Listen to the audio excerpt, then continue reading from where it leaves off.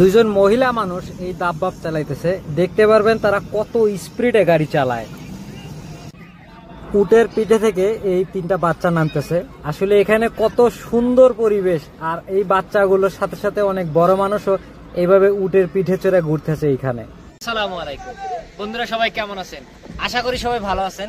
আমি মিনহাজুল আছি আপনাদের পাশে, সৌদি আরবের এই প্রান্ত থেকে সে প্রান্তে। আমি এখন আছি জেদ্দা সাগর পাড়ে। আমি আজকে আপনাদের জেদ্দা সাগর পাড়ে কিছু অংশ তুলে ধরার চেষ্টা করবো। দেখেন এখানে সাগর পাড়ে আজকে হাজার হাজার গাড়ি পার্কিং করা আছে। সবাই গাড়ি পার্কিং করে অনেকে পানিতে নামতেছে এবং অনেকেই ঘোরাঘুরি করতেছে।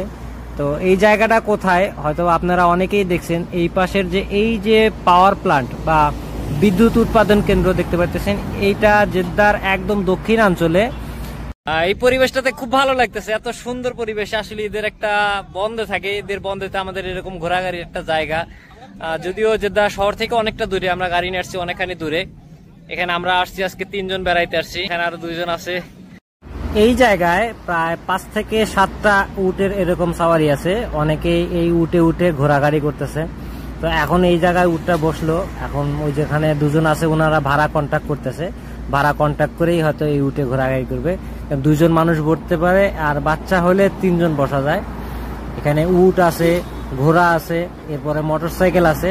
যে যেমন পারতেছে সেটা নিয়ে ঘোরাঘুরি করতেছে। খুব সুন্দর পরিবেশ, খুব আনন্দঘন একটা পরিবেশ। আসলে কি বলবো, আসলে প্রবাস জীবনে যারা থাকে তারাই জানে যে আসলে প্রবাস জীবনের যে কষ্টটা।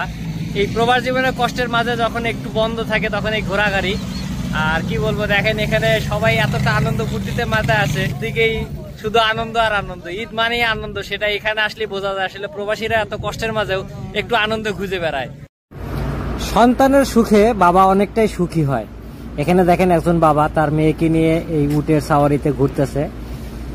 এখানে আসলে 4-5টা এরকম উট আছে। সবাই যে যার সময় মতো বা যে যার সাধ্য মতো উঠে ঘুরে বেড়াইতেছে।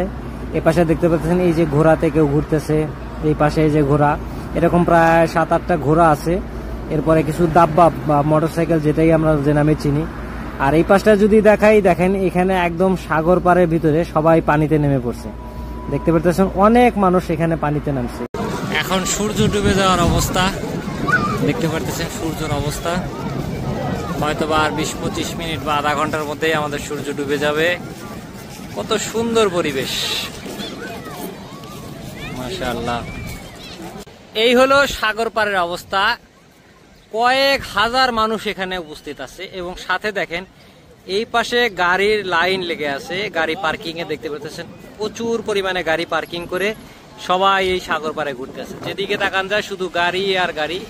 সাগরের পাড়েই অনেক সুন্দর একটা পার্ক বানাইছে এখানে বাচ্চাদের খেলাধুলার জন্য। ঈদ আনন্দটা আসলে ছোটদের জন্যই, যারা ছোট তারাই আসলে ঈদ আনন্দটা উপভোগ করতে পারে। আর যাদের পরিবারের চাপ বা পরিবারের দায়িত্ব যখন কাঁধে আসে তখন আর তার ঈদ আনন্দটা থাকে না। এখানে আসলে ছোট বাচ্চারাই অনেক বেশি আনন্দ করতেছে। এখানে 2 জন মহিলা মানুষ এই দাব্বাব নিয়ে ঘুরে বেড়াইতেছে। দেখতে পাচ্ছেন 2 জন মহিলা মানুষ কত স্পিডে গাড়ি চালাইতেছে, খুব সুন্দর গাড়ি চালাইতেছে এখানে। আর আরো যদি দেখাই, দেখেন এই যে 2টা বাচ্চা মেয়ে, দেখেন এরাও কত স্পিডে গাড়ি চালাইতেছে। আজকে অনেকটা সময় ঘোরাঘুরি করলাম। আসলে সাগর পাড়ের এত সুন্দর পরিবেশ আপনাদেরকে তুলে ধরার চেষ্টা করলাম। ভিডিওটা কেমন হয়েছে অবশ্যই একটু কমেন্টস করে জানাবেন। আর ভিডিওটা ভালো লাগলে অবশ্যই একটা শেয়ার দিয়ে দিবেন। আর এমন ভিডিও দেখতে চাইলে অবশ্যই আমার পেজটা ফলো করে দিবেন। যারা ইউটিউব থেকে দেখতেছেন অবশ্যই সাবস্ক্রাইব করে পাশে থাকবেন। এমন আরো ভিডিও দেখার জন্য সবসময় সাথে থাকবেন। সবাই ভালো থাকবেন, দেখা হবে নতুন ভিডিওতে নতুন কোনো জায়গায়।